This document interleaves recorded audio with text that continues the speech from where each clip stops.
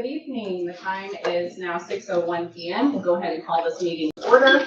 Ms. Perry, can you please call the roll? Mayor Stephanie Norton here. Vice Mayor Holly Berry here. Commissioner Jamie Fairbanks Harvey is absent. Commissioner Terry Holmes. Here. Commissioner Hayes Wilkinson. I'm here. Thank you. For today's invocation, please join me in a moment of silence to reverently collect our thoughts, pray, and ready ourselves for this meeting and the duties to which we have been called.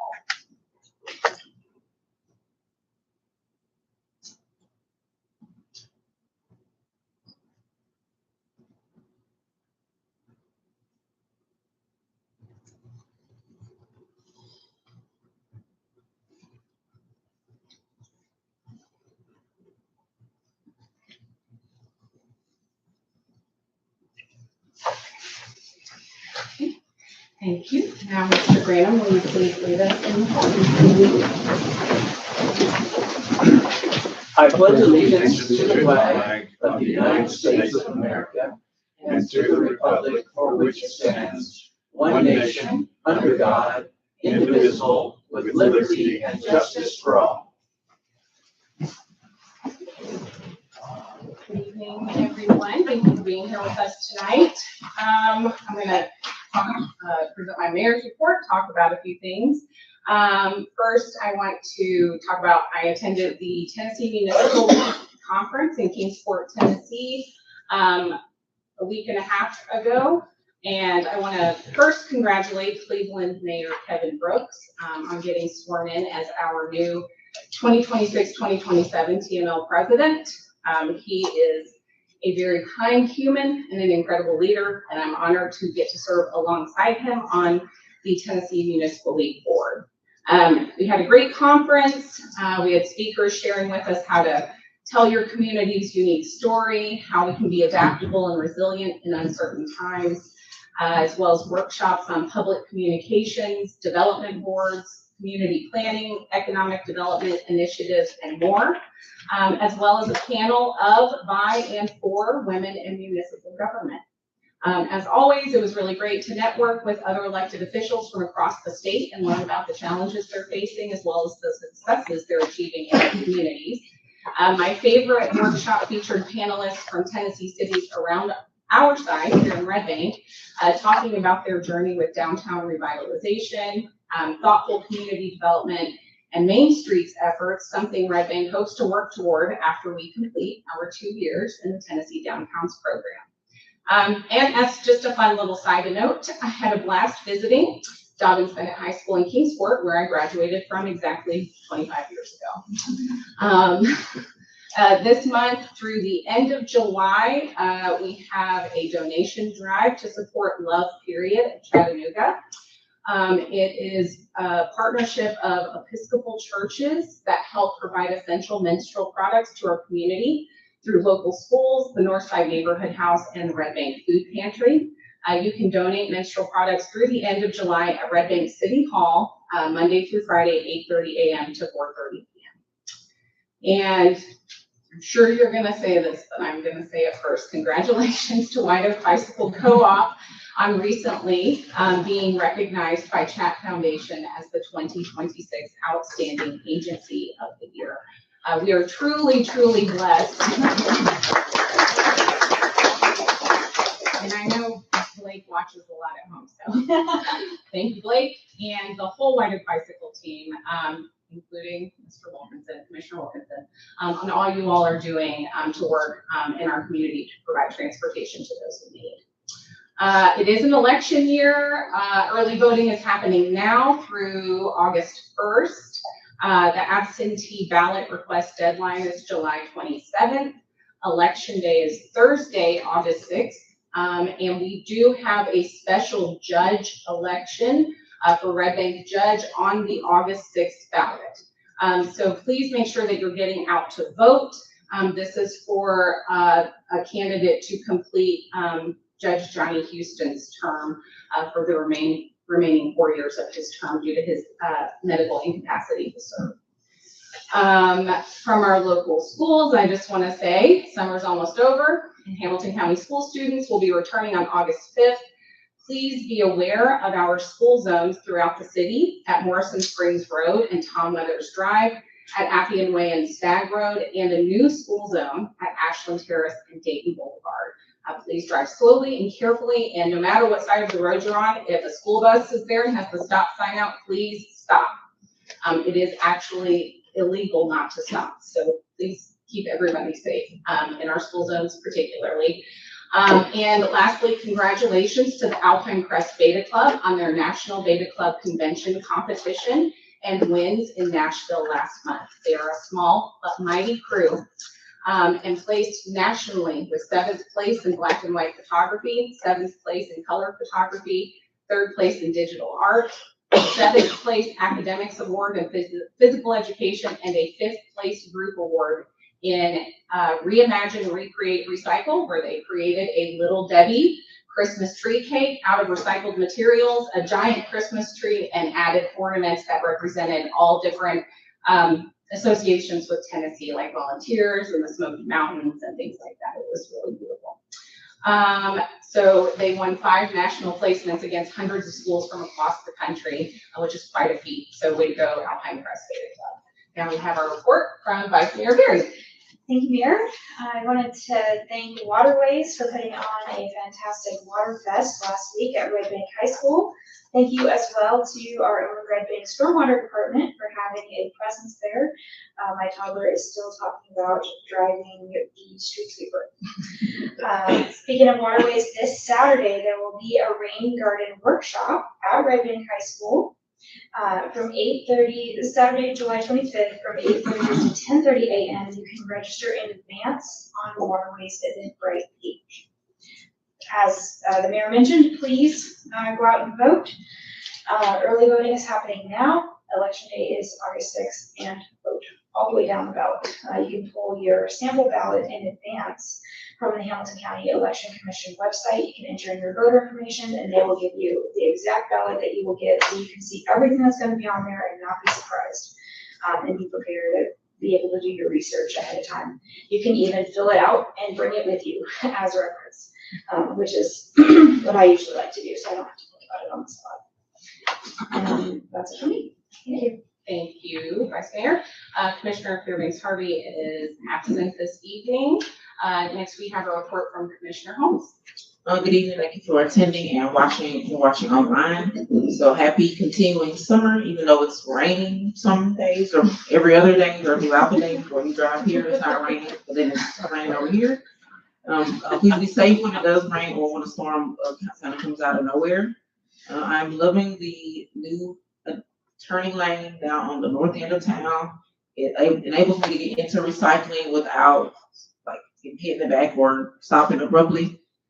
Please support Red Bank businesses as the summer continues. Again, get ready for school August 5th. It starts.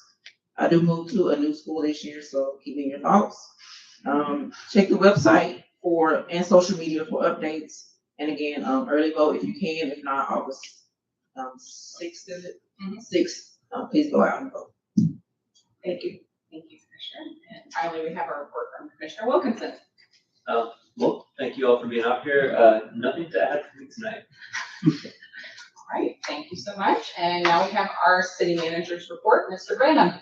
Thank you, Mayor. Good evening, Commission. Here's an update on our Unified Development Code. Staff recently shared the diagnostic report on the city's current subdivision regulations and zoning code. The report established patterns in development and how the city's regulations have intersected with growth and infill development. The Planning Commission and Steering Committee discussed the findings earlier this month, and we are now starting the drafting and refinement phase.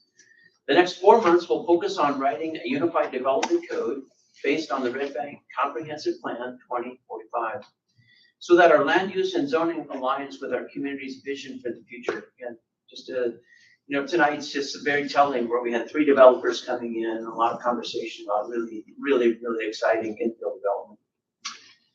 The North End paving project from downtown to Gadd Road is largely complete. The contractor has a few items to resolve, mostly involving sign placement and sign wording. Once the contractor completes these remaining tasks, that project will close. The school zone around Point Christian Academy that the mayor mentioned is mostly complete. This new school zone encompasses portions of Dayton Boulevard and Ashland Terrace, along with some secondary roads, portions of Tacoma, Reading, and Bank Street. The digital signs have been placed and they are awaiting programming, while the secondary roads with traditional signs will be installed next week. A social media announcement will come out later this week to announce the traffic pattern changes, along with speed limit changes to motorists. Paving work on Dayton Boulevard from the intersection at Browntown and Wickley. Oh, I'm already read that, I'm sorry. This is an internal story about our own digital transformation, but we're approaching our second payroll since implementing PayTom. And kudos to Director Perry and Chief Financial Officer Pickle, who have really shouldered the lion's share of this burden. Encouragingly, yesterday, we had 100% supervisor approval of time cards. That might sound like, yeah, but we're much faster than we've ever done that before. With our previous system, NextGen, it would have been by the end of the week, before we all had paper timesheets signed and in hand, and digitally it's happening much faster. The first payroll, we only had about 66% employee check approval before sending payroll to the bank at 1 p.m. on that Wednesday before payday. This payroll cycle, we're already at 76% a day earlier. So these internal processes are flowing much quicker. Employees are adapting and learning. And as my dad always said, happiness is a paycheck. So Mayor Dalton and I have set up a meeting to discuss the Stringers Ridge Tunnel, the portion of State Route 8, which connects Red Bank with Chattanooga's North Shore. In addition to Mayor Dalton and myself, other regional leaders, including Chattanooga's Councilor Jenny Hill, Representative Hakeem Jeffries, leaders from Chattanooga's Public Works. Mr. Graham, Yusuf Hakeem. You said Yusuf. Hakeem Jeffries. Oh, Yusuf Hakeem. Sorry. Thank you. Yes. Thank you, Mayor. Sorry. Both important leaders, Representative Hakeem Jeffries, wow, as well as leaders from Chattanooga's Public Works, including the director, deputy director, and their chief engineer responsible for much of their bike ped projects, and possibly Representative Michelle Renault, I got that one right, as well. So the goal is to improve the safety of the tunnel and facilitate bike for all users, safety of the tunnel for all users, and facilitate bike ped connectivity between our two cities, consistent with the major improvements both communities have already made along State Route 8 on either side of the tunnel. This may sound familiar. We've been chipping away at this for over 5 years now, with 3 years of multimodal grants under our belt, which unfortunately were all denied. Now that program has been paused by TDOT. They're no longer offering the multimodal access for that program. So we are attempting to build momentum for smart improvements for all tunnel users through other means. I placed my most recent TDOT memo at your seats. It is dated January, but it's still a great conversation starter. So I encourage you all to read that and see the kinds of smart improvements that seem doable without major recapitalization of the tunnel. Lastly, we've completed our planned candidate orientations with all Red Bank City Judge candidates, Brian Haas, Meredith Moschel, and Emily O'Donnell. I think I got those names. And we've met with one of the House District 27 candidates, Tony Hollander, and we have an orientation scheduled with Representative Michelle Renault as well. These opportunities for staff to meet with the candidates and share what we do as a city have been delightful. After the 6th August election, we'll turn our efforts to the city commission candidates. As of a few minutes ago, there are 6 members of the community interested in serving in this wonderful capacity. Staff look forward to meeting each of the city commission candidates as well. Thank you, Mayor. Thank you, Mr. Graham. Moving into our consent agenda, which contains the June 16, 2026 meeting minutes, reappointment of member to the Nonprofit Citizen Advisory Board, authorization of certificate of compliance for Red Bank Wine and Spirits, approval of renewed contract with Trust for Public Land, approval of Central Technologies Agreement, and approval of charter review Citizen Advisory Board report on the city charter amendment. Are there any items that the board wants to move to the regular agenda for further discussion? If not, do I have a motion to approve the consent agenda as published? Motion from Commissioner Berry, do I have a second? Second. From Commissioner Holmes, any discussion? Any comments from the residents present? If there are no comments, I will call the vote. All in favor? Aye. Any opposed?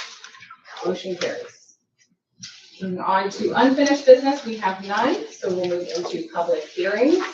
Our first public hearing to present the request and to receive public comment on rezoning from R1 residential to RTZ residential for 3714 Reading Road.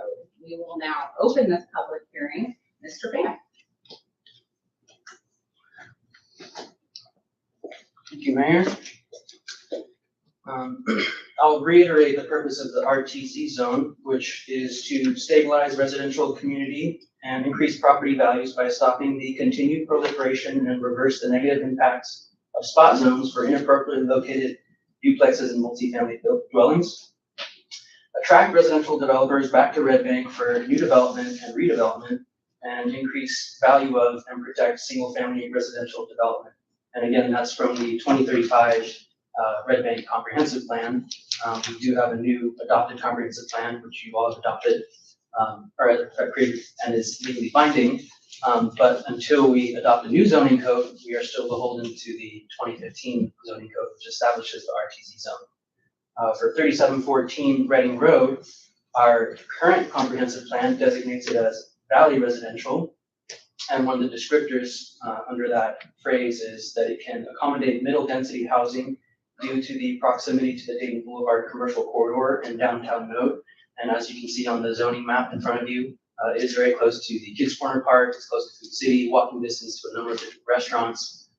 So the addition of 2 single-family detached houses is not only in single-family character, but it also adds some diversity to a neighborhood that has some multifamily already, some duplexes, and of course, predominantly single-family. So the Planning Commission did vote for unanimous approval of this, and the staff recommendation is also to approve. Mr. Van, is the applicant present? Yes, Please step forward and tell us your name and what you're applying for the rezoning for. Liam Bodine, and sorry, I had a neck procedure today. Okay. Just 2 new residents, 3-bedroom, 2.5 bath, probably 18, 19, somewhere in there square foot. Try to keep 24 and 40. Any questions for the applicant? Yeah. Okay. Thank you, Mr. Bodine.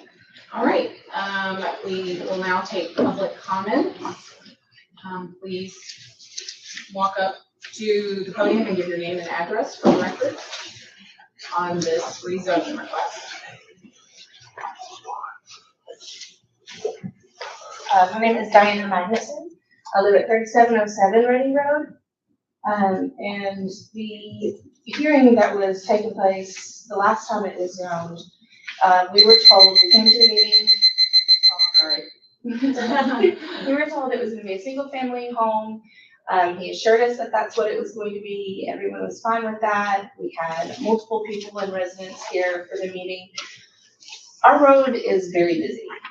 We have Dayton and then we have Reading. And so if there's anything going on Dayton, people take Reading.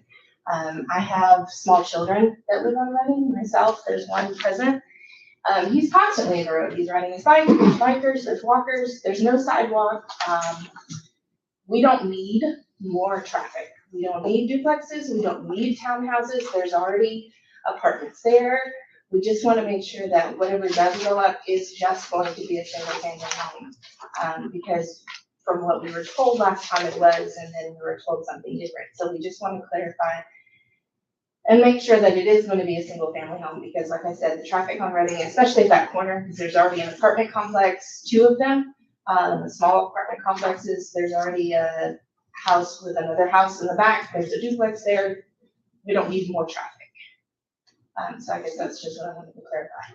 Thank you, Ms. Magnuson. So the developer is proposing to build 2 single-family Yeah, and detached homes. the Is that last, well, and see, that's the problem, because it's not a wide lot, it's a long lot, and there's not going to be, I don't know how they're going to do that and make it so that there's going to be enough people to be able to park there. So there's gonna be people parking on the road, there's gonna be trash cans on the road, there's already trash cans at the apartment complexes.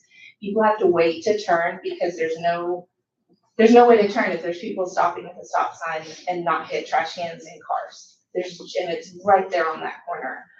And we were told at the last meeting, it was going to be 1 single family home, not a duplex, not 2, not a townhouse. And he even agreed with us, and we were told that that's what was going forward, was going to be 1 single family home. And then he's trying to rezone it all.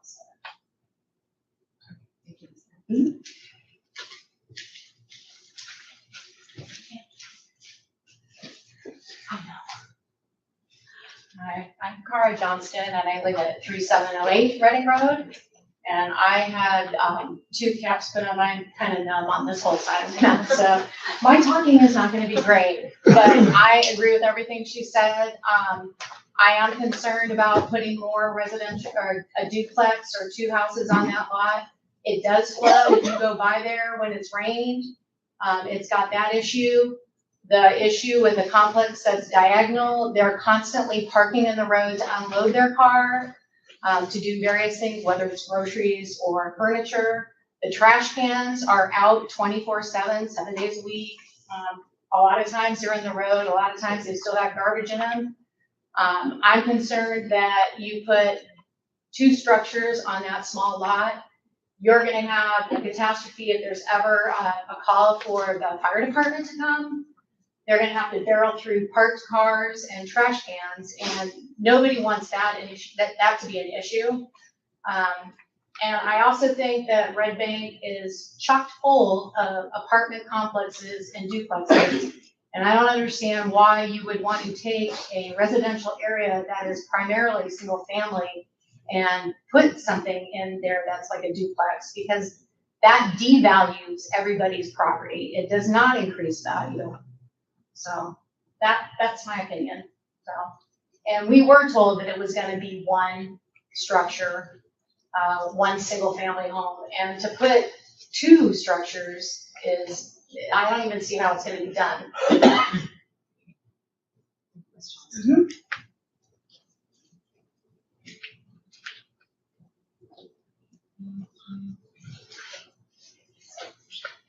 Is there any further public comments on the 3714 Reading Road rezoning request? Okay, if there's no further comments on that request, we are going to close the public hearing. We will come to our first reading and vote on that agenda item later in the meeting. We will now hold our public hearing to present the request and to receive public comment on rezoning from R1 residential to RTZ residential, 4306 California Avenue. Mr. Van. Thank you, Mayor. Similar situation, 306 California is a larger parcel, and it's being proposed to rezone to RTZ so that the property owner can cut 50-foot wide lots in and build 3 single-family detached houses, and then a flag lot for another property that would wrap around behind 3 properties. The comprehensive plan that you've adopted considers this property a ridge residential, which asks to maintain the pattern of hillside development, and where there are large lots, they can be subdivided if they meet the surrounding character. If you go down that street, or if you look at the Hamilton County GIS map, you'll find that there are indeed parcels in that neighborhood that are less than 60 feet, less than 50 feet even sometimes. So the proposed project in many ways mimics what is already there, just single family detached on smaller lots. The Planning Commission heard public comments and unanimously voted approval, and the staff also voted approval.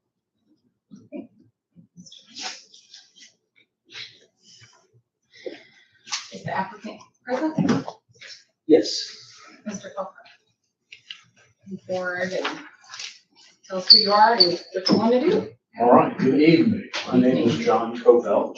I own HGH Construction and Andres Partners. We currently are developing in the city of Red Bank and have developed 3 or 4 projects in the city of Red Bank. We acquired this property about a year ago.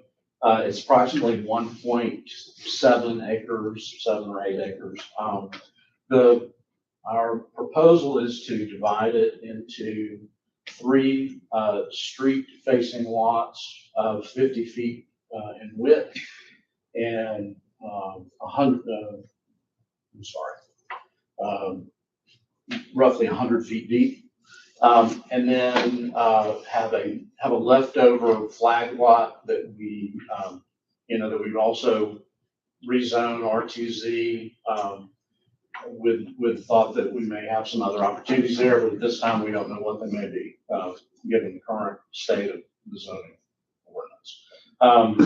The 50-foot lots, actually the uphill lot just adjacent to this property at 301 California is a 50-foot lot. And the nature of what we're intending to build there is very similar to what we requested on Peace Street, which is 1 street over. So again, probably a 1,300 to 1,700 square foot house with at least a single car garage and 2 parking spots off street to accommodate parking. We have asked that we would be able to, we have said that we would comply with a type C landscape buffer on the flag lot. And we actually even offered to maintain a 25-foot landscaping buffer on the rear flag lot, which is in excess of that type C buffer. So anyway, we feel like it complies with the nature of the street, and we would ask that they accept it. Any questions for Mr. Coco this time? Okay, thank you so much. We will go ahead and take public comments now, same as before. Step up, give your name and address for the public record, and your comments.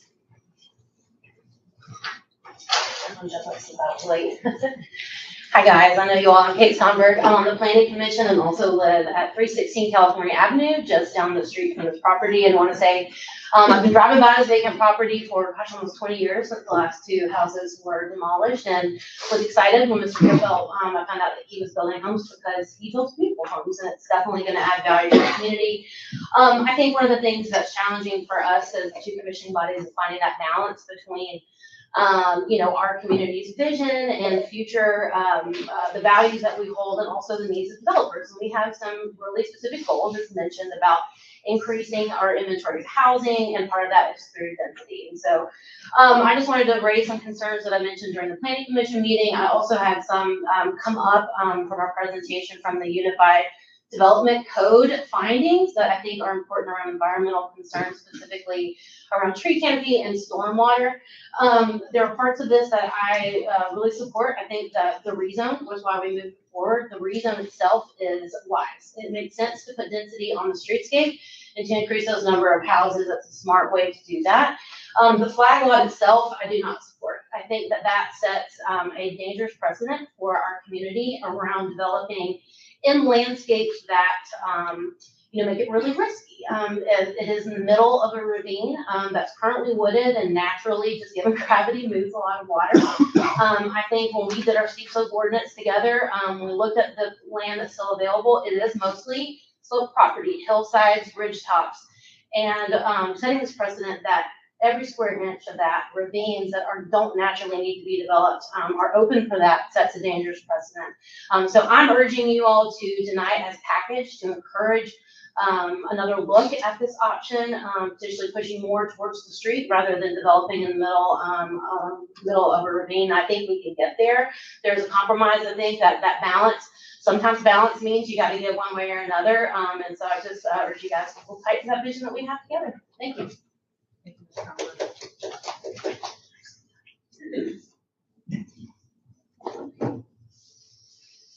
Any further comments on this public hearing? Rezoning request for 306 California Avenue. If not, we'll go ahead and close this public hearing and move on to our third and final public hearing for the night to present the request and to receive public comment on rezoning from R1 residential to RTZ residential for 4717 Hawk Fin Trail. We will now open this public hearing. Mr. Pham. Thank you, Mayor. Again, an RTC request, very similar nature, 5 single-family detached homes. The site plan that they submitted meets all the development standards of the RTC. This one is slightly different than the California and the Reading Road, just because it is actually technically on the corner of 2 unimproved right-of-ways. But the developer has proposed that he will pave the right-of-way to a standard that we work with Public Works to establish. This project is a little more exciting because it's very close to the Hickson parcel that we acquired 3 years ago for recreation.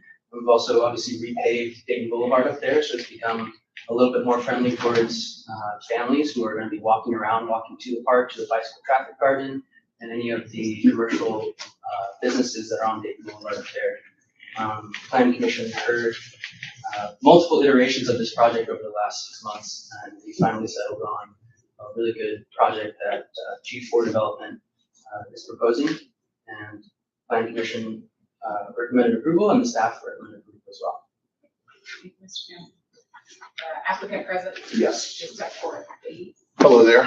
Hey, my name is Gordon Hogan from the G4 Development, and I own the property at 4717 Hawk Fin Trail. And like Michael said, we purchased property, I don't know, about a year or so ago, and we kind of went through a couple different variations. I have a commercial piece with a lesser residential, and then obviously back to residential, which is my primary product that I build. So it's in our wheelhouse, and the parcel itself, as Michael said, is there's 2 unopened right-of-ways. Currently have gravel entrances to them, so we plan to improve that with heavy-duty pavement and curb, which should be an overall benefit for everyone surrounding the property.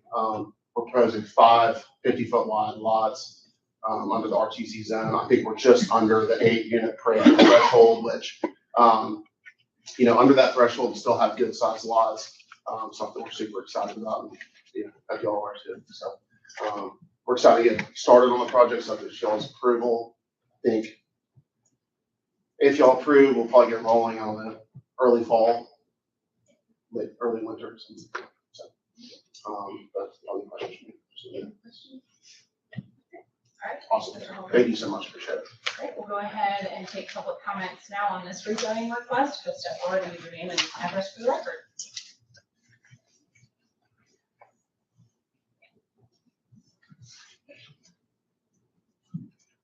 Comments, we'll go ahead and close that public hearing. And we will now move on to new business. Ordinance number 26-1311, an ordinance of the Board of Commissioners of the City of Redmond, Tennessee, amending the zoning ordinance and maps of the city to rezone the property located at 3714 Reading Road from R1 residential to RTZ residential townhouse/0 lot line. First reading. Do I have a motion to approve? I'll move. I have a motion from Commissioner Wilkinson. Do I have a second? Second. Second from Vice Mayor Berry. Is there any further discussion by the board? Any further questions for the applicant? As we previously discussed, this is in accordance with our new comprehensive plan that we've adopted for gentle density in areas near Dayton Boulevard and near our commercial corridor. And it is 2 single-family detached homes, not townhomes, not apartments or any multifamily home, correct? Okay. Any other comments? Okay, we'll take further comments here in just a second, yes. If there's no comments, we'll go ahead and take further comments from residents. President, if you want to step forward and give your name and address for the record again. Hi, it's Diana, 3707 Reading Road. We had previously, if you come up here, it was approved for a single home. And then everything had gone forward, and then now it's changing it to 2 homes. Like I said, that lot has been empty for so many years that there's giant trees on this lot. It provides a lot of, it provides a lot of animal shelters. It provides a lot of help with runoff. We already have a flood zone, on that street. And I urge the commission to not approve 2 homes on that, to only go back to 1 home, because we do not have the capacity for more people on that street, more cars, more traffic. It's just gonna be more of a headache. Everything else on, Reading, up to that point is single family homes. So I just kind of wanna make sure it stays that way. And I would like to, if that doesn't work, I would like to, see what I could do about maybe doing a survey of residents on the street, and seeing how they feel about it going forward, because I know a lot of them wanted to be here, but they couldn't. So that's just kind of what I urge the commission to do. Thank you. Any further comments from the public? Hey, Giselle Palmer, 203 Pioneer Ave. I will say I do not live on Reading Road, but I do walk over there several times a week. And I am kind of shocked that there is a consideration for 2 single family homes on this piece of property, because it is very small. And as one of the citizens mentioned, it does have quite a few mature trees. In order to create 2 separate dwellings, I know it would pretty much have to be raised. And so that does create questions for me. I don't know if you all have had a chance to go out and like inspect the property or whatever, but it does seem very small. It doesn't have a whole lot of frontage, but anyway, it did put a question in my mind. I walked past that zoning sign multiple times and kind of wondered what, like, is it a duplex? Is it an apartment? Like, I could almost see a duplex more than I could see multiple family dwellings, because it is a very small piece. So I had questions myself as well.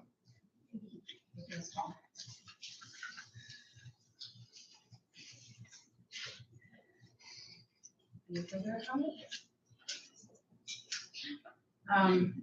Mr. Bodine, do you have any additional comments or answers to any questions or concerns posed that you'd like to maybe step forward and answer?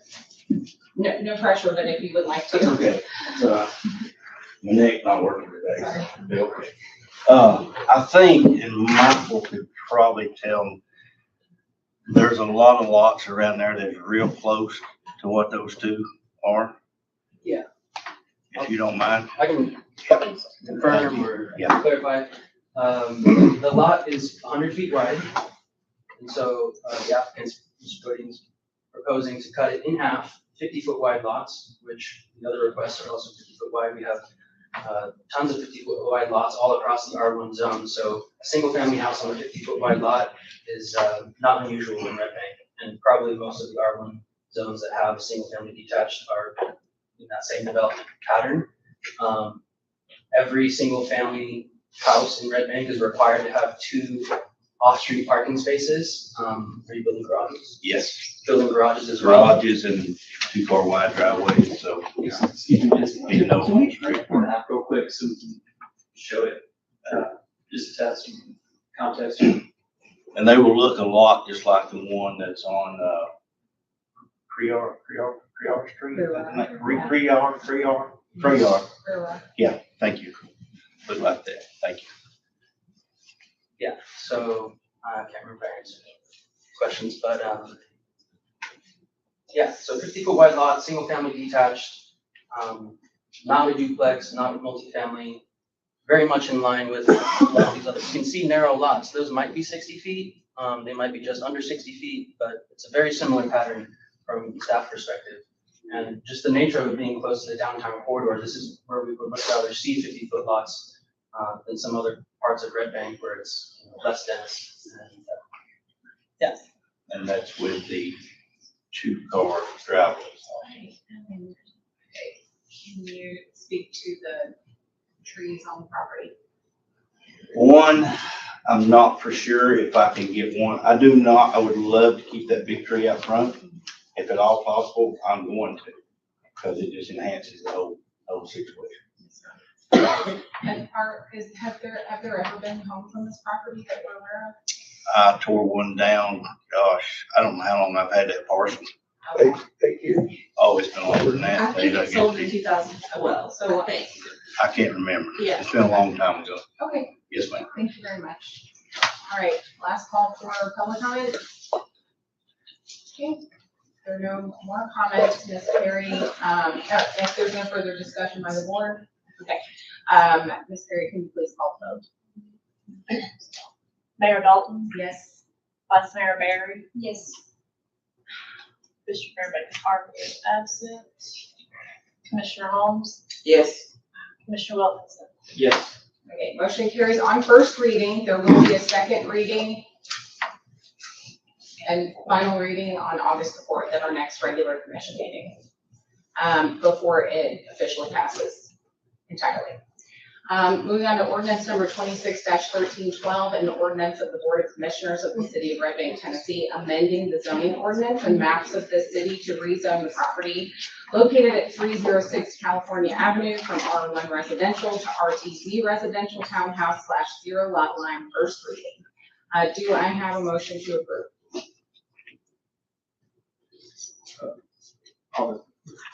I have a motion from Commissioner Wilkinson. Do I have a second? A second.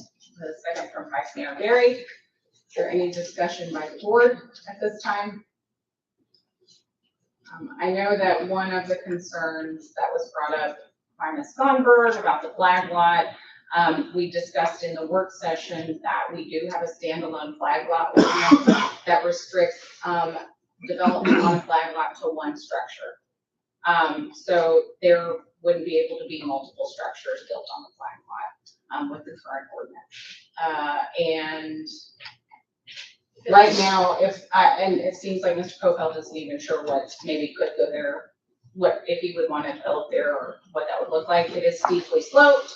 So that ordinance would come into play as well if there was development back there. And am I missing anything? Director Slide? Okay. Between land disturbance, steep slope, we have significant land use regulations outside of your zoning that implicates the built environment. But again, if I'm speaking for the developer, I think it is his intent, knowing that our Unified Development Code regulations will change in the future. So I assume that is what he is probably holding out for, to see what other opportunities may come along. The establishment as a flag lot right now is Correct. restricted to one structure. Correct. And one structure only.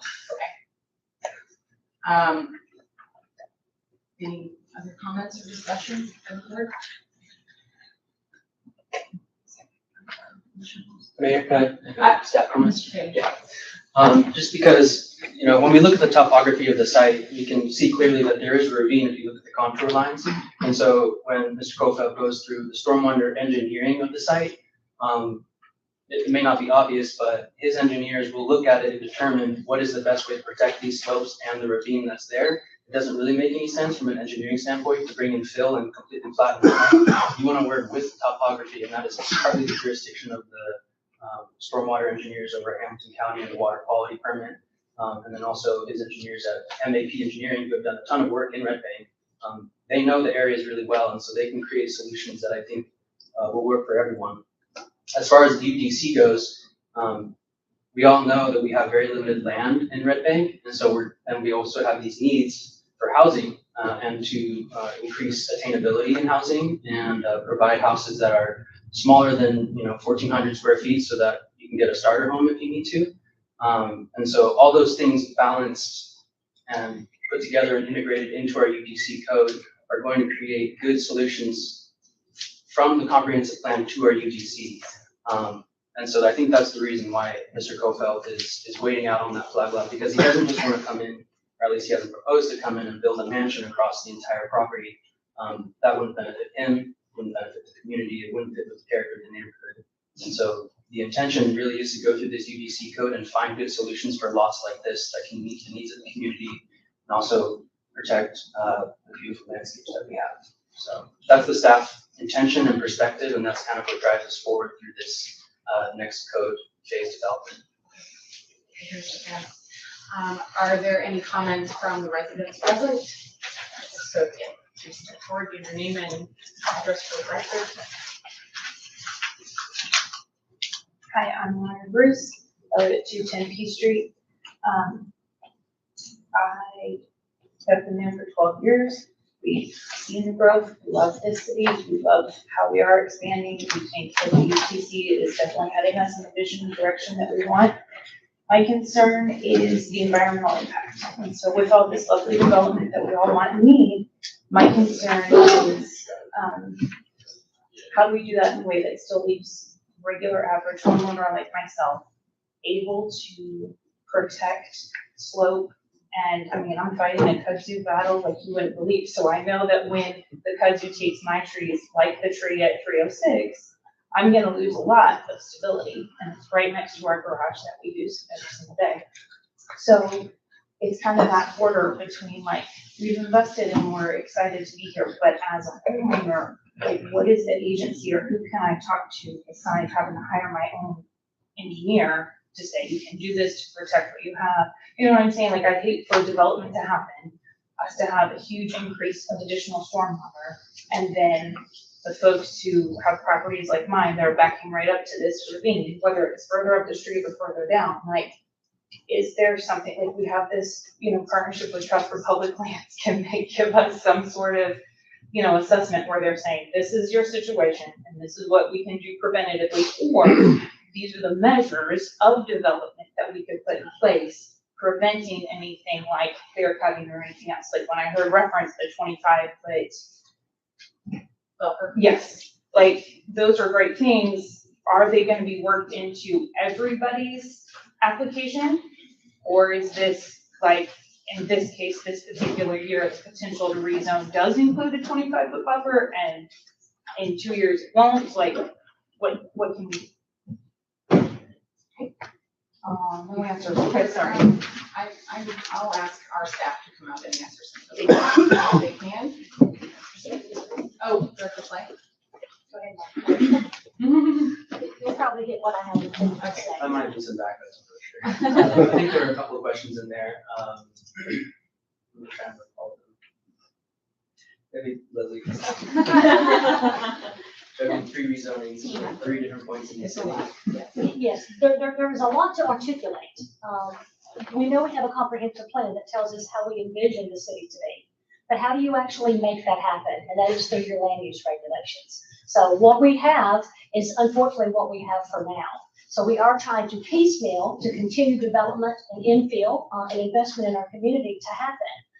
As I've been sitting here and listening to the public comment, I've made significant notes, which will be topics for our UDC, which includes tree canopy, it includes stormwater on less than an acre of property, looking at ravine features. How do we protect natural environments that are functioning well now?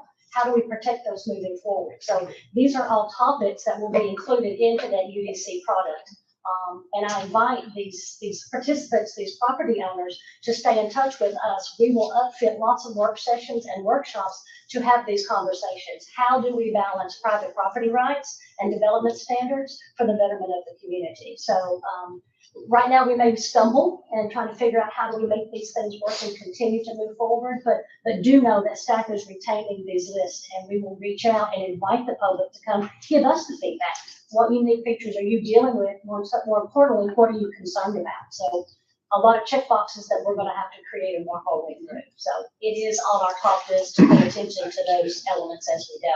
Can you touch on, like, I think what Ms. Bruce was referencing was like, what are the regulations and standards with like buffers, and how does that work with each zone? And, you know, is it here now but gone tomorrow? Can you touch on that? Some regulations already require mandatory buffers whenever you have wet weather conveyance systems, whenever you have, whether it's a blue line stream that's identified. From a stormwater perspective, we're paying attention to those bodies of water that move stormwater through the community whenever we have those events. So I can't tell you that every piece of property will have a guaranteed buffer. We're just not sure how we play those into motion just yet, but it will be on our topic of conversation. How do we protect what's there and adjoining property owners while infill continues to happen? There's a lot of challenges to overcome and a lot of concerns to address. So know that we will be moving forward with those. And again, I encourage people to reach out to us, get on our list, volunteer, come participate when we continue to have these workshops. And I don't know if this was part of maybe the intent, but like setback requirements, So- those are integrated into each of the zones. Yeah, so like I mentioned earlier, the RTZ zone was conceived in 2015 or 2016 or so. And so one of the intents behind it was to incorporate requirements that are more compatible with single-family housing zones. And I know none of you were here when that was written, but we are assuming that the RTZ zone was their way of increasing this attainable housing throughout the R1 neighborhoods. And they wanted to add this condition, you might say, or this requirement that there is some sort of landscape buffer between what might be slightly denser housing products, be they single-family or townhome. Obviously, in this case, it's single-family, and so the requirement to have a 10-foot buffer is there. And that would be for any RTZ zone, just as a little bit more, as a safety net, basically, between the RTZ and the R1. So anytime that RTZ zone request comes before us, that is a required buffer. And then I'll just also say that I mentioned in previous presentations that we're really trying to balance private property rights with our power as a city to regulate growth. And so it's a really tricky thing to do because we want people to have ownership over their property. We want them to be able to generate their own wealth and improve their own quality of life and also maintain their livelihoods. And so that's also what Leslie was kind of alluding to. We're balancing a lot of things when we're doing the CPC and looking at our past codes and current needs. So that was it. Thanks, Mr. Chair. Any further comments from the public? I know, I was have something to say. It's number 316 California Avenue.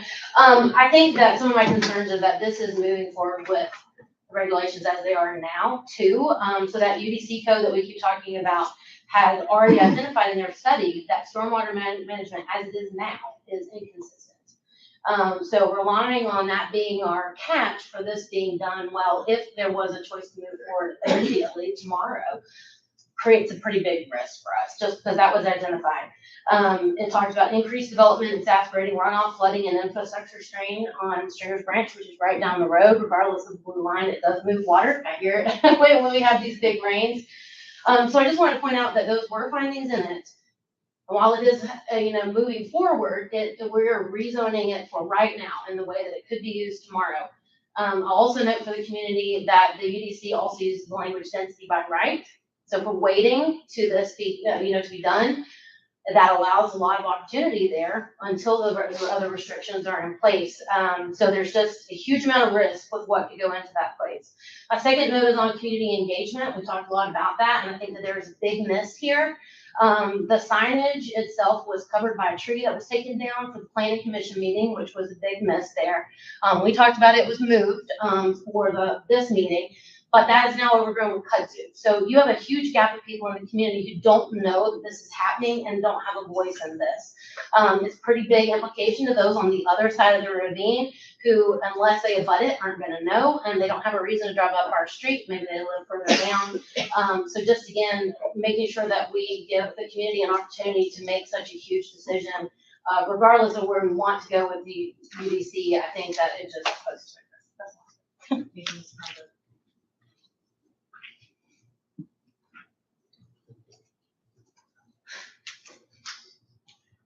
Really quickly, Mr. Handler, Director Slade, what is the legal requirement for public notice for rezonings? What's the radius of folks that receive letters in the mail? Can you speak to that, Mr. Handler? So the public hearing requirement for rezonings is actually, it's not the signage. It's a notice in the paper at least 21 days before the public hearing. And then I send out mailers within 200 feet of the property. Is that, The That's mailers just are what's not, required. the mailers are not required. That's just a cost that the city takes on. okay, so we just do that on our own? Correct. That is an initiative of the city that's taken on. Okay. I believe for a long time it was just a practice that the planning commission did and sometimes the city commission did, but it wasn't a state mandated policy. Okay. But we do have the public notification, which is a posting in the city hall window and a notification in the paper. Yes. And that's all that's legally required? Yes. Is the sign on site? It's not required? For public hearings at the city commission level, it is required. Okay. And Commissioner Stomberg is right, sometimes a tree falls or kudzu goes over it or your gust of wind blows it away. So I'll admit we can probably do a better job of making sure that sign is up 21 days straight before the public hearing. That's what I was going to ask, how many days in advance? So it's 21 days that the Yes. sign is there minimum? Okay. Okay, if you have other comments, thank you, Mr. Pham. Step forward and give your name and address for the record.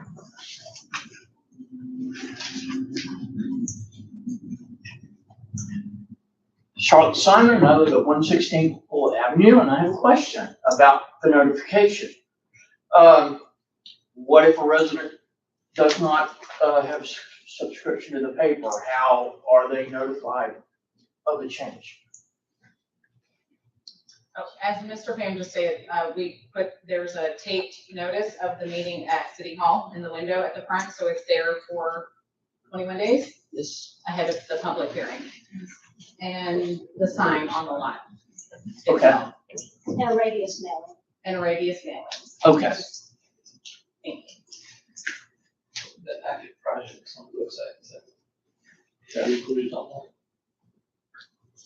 The active projects is not a state required notification, but I do, probably mostly for my own edification, is just to see where exactly all these projects are occurring. Does it have, projects like this that are rezoning requests already, or is it projects that have already been approved and are in motion? Basically, as soon as I get a request through iWork to rezone or a variance request or a subdivision plat, I put it on that map. So it's available on our website as well? Yes, Okay. under the community development page, there's an active projects dashboard. Okay, thank you.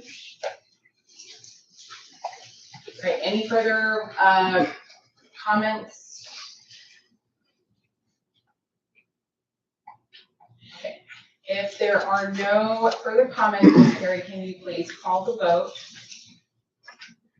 Mayor Dalton, Yes. Vice Mayor Barry, Yes. Commissioner Fairbanks Harvey is absent, Commissioner Holmes, Abstain. Commissioner Wilkinson.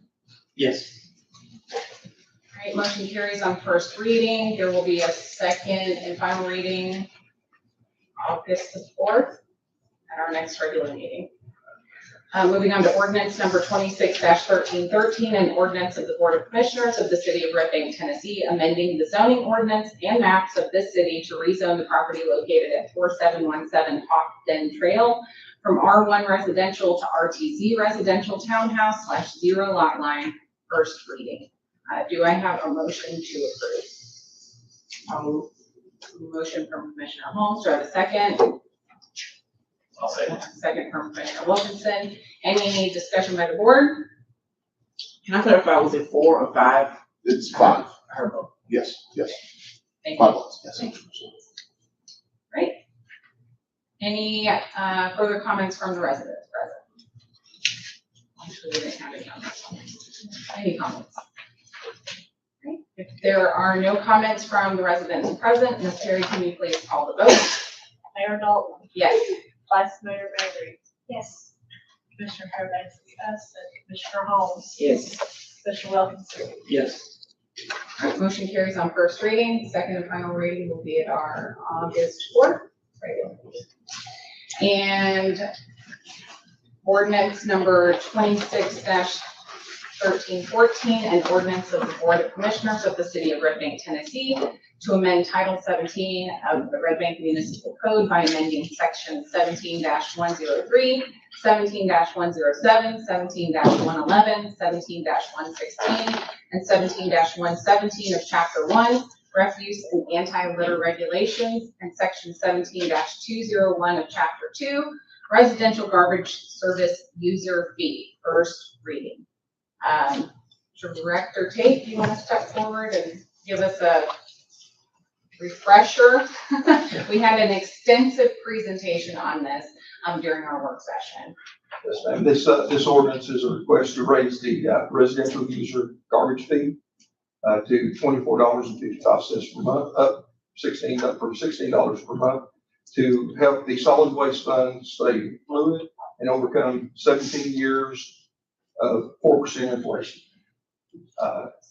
In order to continue the same level of solid waste services that our residents have come accustomed to receive. Thank you. We have not raised that fee in 17 years since it was established, just for clarification. Do I have a motion to approve? Oh, let me get a motion in a second first. I have a motion by Vice Mayor Barry. Do I have a second? I'll second. A second from Commissioner Wilkinson. Commissioner Holmes. I had a question. How was the 8 established? The $8 increase, 55 cents? We simply took a look at our operational costs, as well as our employee benefits, our operational costs, and the lack of capital funding to continue the operation. Red Bank has always been prideful of keeping well-maintained and serviced garbage trucks and brush trucks to keep our service from falling into disrepair. And the $8.55 was the number that it came to in order to sustain this year's budget request and to be able to build capital. Also, do we think we will review it more often going forward? Yes, ma'am. It will be something every budget year. We'll take a look at it and we'll make a determination. As a brief recap, could you touch on some of the comparative costs in the area? I remember one of them being, if we were to contract this service out privately, it would be something like $55 a month. Exactly. To use private service, they charge between $30 and $50 a month just to have your garbage can empty. That doesn't, that's not including bulk trash or brush pickup or annual leaf collection or tire disposal or usable wastewater disposal. Some of the adjacent municipalities, Tickle Mountain, for example, charge on a per item basis for bulk pickup, like $35 or whatever. for a bulk pickup with a $10 additional fee charged for every mattress that you provide and $65 for every appliance that you provide. But they only do brush pickup quarterly, if I remember mine. As opposed to here where you can put in a request and then it will get picked up later that week. Probably. Exactly. Yes, sir. And we have, what were the other? We have used antifreeze, Use oil. waste oil, pickup, antifreeze, use tires. use tire pickup. We also provide the pumpkins for pig collection. You know, it's not a real heavy lift, but you know, it does give our residents a means to dispose of the multiple pumpkins that everybody lines the porches with every year. Beats pigs, keeps them out of the landfill. And reduces the cost that we have to pay to Exactly. dispose of them at the landfill. $35 per ton right now. And we usually pick up on average, I haven't looked at the numbers, but from past experience, we usually pick up around 17 to 20 tons per day at $35 plus all the fuel that it takes to haul that. I bet. You guys have been really operating very, very, very efficiently for 17 years. I did have a question that we didn't get to in the work session, and Director Carey, you might be able to maybe answer it because Stickle's not here.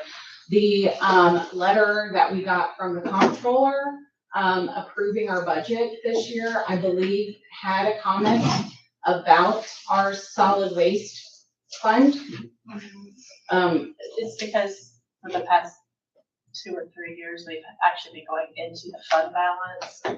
And they're just cautioning us to make sure that we don't continue to do that. And we need to look at raising our fees. Because after this fiscal year, our general fund or no, I'm sorry, our solid waste fund will only have $23,000 in it. Yes, ma'am.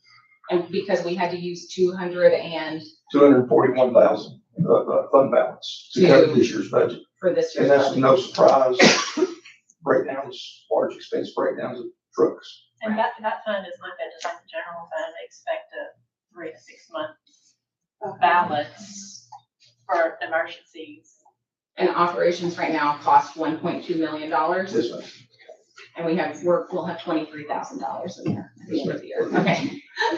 Okay, I just wanted to, I wasn't sure if I was remembering that correctly from the comptroller's letter, so thank you. Thank you for that. Are there any other questions from the board at this time? I want to say thank you for walk-up service. One of my neighbors has the. That's one, yeah, that's what I failed to mention. We provide walk-up services for our most vulnerable citizens. There's a process. You can find it on our, Public Works Solid Waste website. You can find the process to, apply for that. Wonderful. Thank you. All right, any comments from the residents present?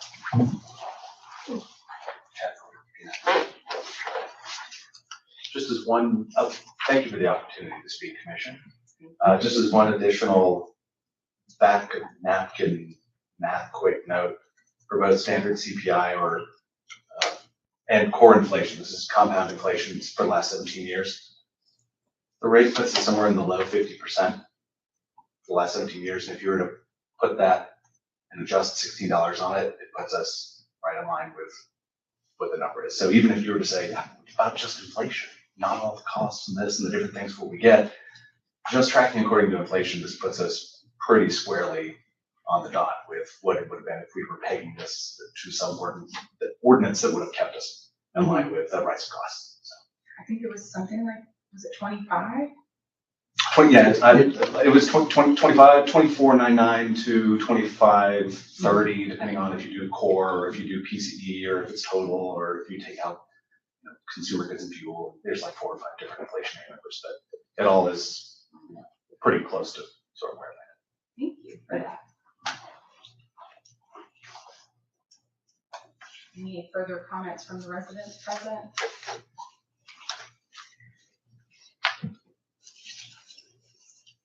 There are no more comments. Ms. Perry, can you please call the vote? Mayor Dalton? Yes. Vice Mayor Barry? Yes. Commissioner Fairbanks Harvey is absent. Commissioner Holmes? Yes. Commissioner Wilkinson? Yes. All right, motion carries on first reading. Ordinance number 26-1315, an ordinance of the Board of Commissioners of the City of Red Bank, Tennessee, to initiate a process to modernize, update, and amend the city charter via home rule authorized referendum. First reading. Mr. Greenup. Thank you, Mayor and Commission. And we did have an extensive presentation on the Citizen Advisory Board's report at work session. We're grateful for their work. On the consent agenda was adopting a resolution formally receiving it by the Commission, and also thanking the Citizen Advisory Board members. Our chairs right here with us, and several other members are still in the room. They did great work. And so the ordinance specifically up for first reading right now acts on their recommendation and is the first 2 readings to refer this subsequently to the voters on the 3rd of November ballot, refreshing our commission charter, our city charter. Doesn't really, not really a change in business at all, but it's long overdue, just refreshing. We're still consistent with the same chapters of the Tennessee Code annotated 18 through 22, which establish a commission, city manager commission form of government that we have. We're one of 110 cities in Tennessee who operate in this fashion. And it retains a number of our home rule amendments. There are no new home rule amendments, just retains some of the ones that actually apply. So that's the ordinance for your consideration right now. Basically to renew us for another 5 years. One of our home rule amendments says we should look at the charter every 5 years, and we would anticipate. Thank you, Mr. Graham. Yes, ma'am. Do you have a motion to approve? A motion by Vice Mayor Barry. Do I have a second? Commissioner Holmes. And I don't know if you said this time, but the last time this was looked at and updated, to get in line with state law that had changed since then was in 2000. So it was 26 years ago was the last time we updated our charter. So when you look at our charter online, you will think that there are some things we're not doing in line with state law because it hasn't been updated to reflect the changes in state law for the past 26 years. And in addition to, you know, as Mr. Graham said, retaining the home rule amendments that were passed many, many years ago. I don't even know when the last one was. Do you guys know when the last home rule amendment was voted on? 88 comes to mind. Okay. They were in the To do with the 50s, state court stuff. 50s to the 80s, Okay. basically. So it's been quite some Basically, time. going to that 8-year term for the judge. Oh, okay. Okay, I see. But before that, it was 1978.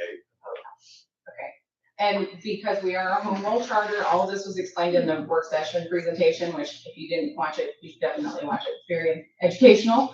But because we're a home rule, we have a home rule charter, the voters have to vote by referendum on any change or update to the charter. So that's why this is being done this way. And it's a good thing because other cities in our area, for example, have private act charters. And any change that they want to make through their charter has to go through the legislature, which is a very tedious process. And I talked to a colleague when I was at the Tennessee Municipal League Conference a week and a half ago, who said that they actually had submitted a change for their charter to the legislature. It had been voted on by their board, and then the legislature added additional parameters that were not approved by the board or the voters in that community. But because of the nature of the private act charter, that was allowed to be done. So then they had to follow those new rules that the legislature put on them. So we don't have to deal with that. We're very grateful for that. We're one of 14 cities in Tennessee that have a home rule charter, and we really should never ever give it up for that reason, because our voters get to decide what happens here. So are there any other comments or questions from the board members? I just want to say thank you one more time to all of our wonderful citizen advisory board who really hustled to get through a lot of information and get it back to us in time to get it on the November 3rd ballot, and then most people will be able to see it. And also when it won't cost the city more money to put it on a separate ballot that will then get less voters participating and getting to see it and speak up. So thank you again. Yes, thank you for volunteering. Any other comments or questions? Okay, all right. Any comments from the residents present?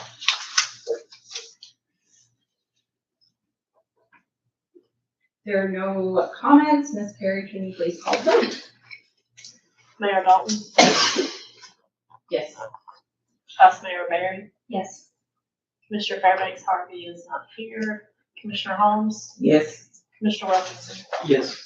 Motion carries on first reading, and we will have the second and final reading at our August 4th regular meeting.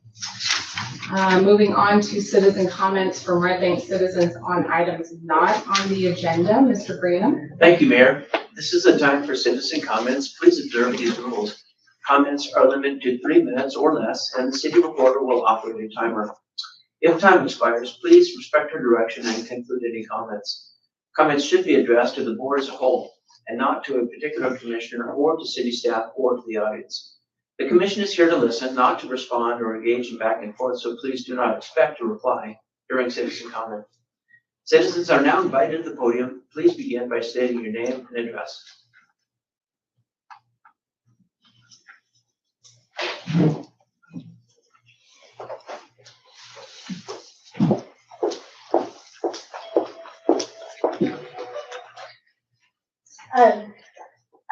Yes, my name is Lisa Norton. I live at 206 Floyd Circle. I am here to address the transportation that is ending in December. I'm totally blind, been blind for 30 years, and I volunteer with the Chattanooga Food Bank. I am a member of the NFB of Phoenix City of Chattanooga. I need the transportation. As my understanding, Red Bank, City of Red Bank is no longer willing to subsidize transportation with Carter Caravan. I went to a meeting with Carter Caravan this earlier in the month, they advised me that they have up to 50 or more residents that are clients that use the transportation for work, for doctors, shopping, and out to eat, wherever they live. So I'm asking for the city of Red Bank to please consider subsidizing the transportation. And I have started a petition online and in the community. I have over 100 signatures. And, you know, if we don't have this transportation, a lot of the 50 clients are going to have to either move out of Red Bank, and they're no longer going to have jobs because they're not going to have a way to work. So we are begging, pleading that y'all reconsider the transportation in Red Bank. And if I may, I would like to have Ms. Danielle read my petition.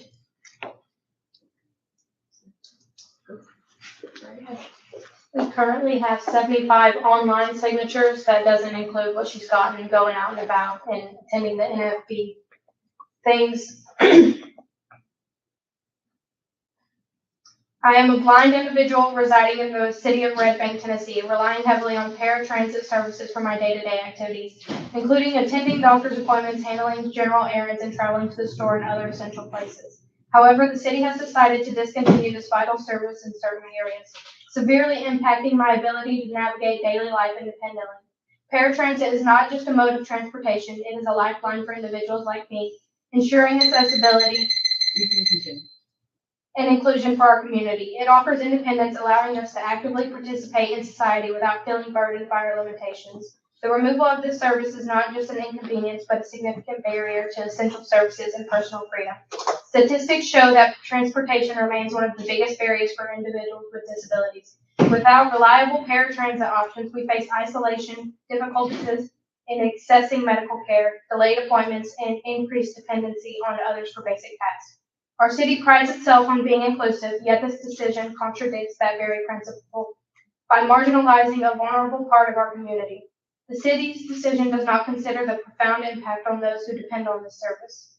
Alternatives like public transportation are not feasible for many of us due to accessibility issues and the lack of necessary accommodations. We need to act now to ensure that every resident, regardless of disability, has equal access to the city's resources. We urge the City Council and public transportation authorities to reconsider their decision and maintain paratransit services. By signing this petition, you are supporting individuals with disabilities in their fight for independence and equal access to essential services. Thank you.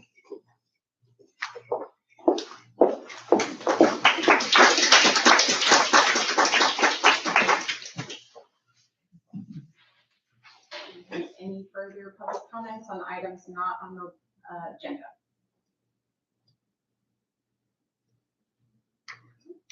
If not, do I hear a motion to adjourn?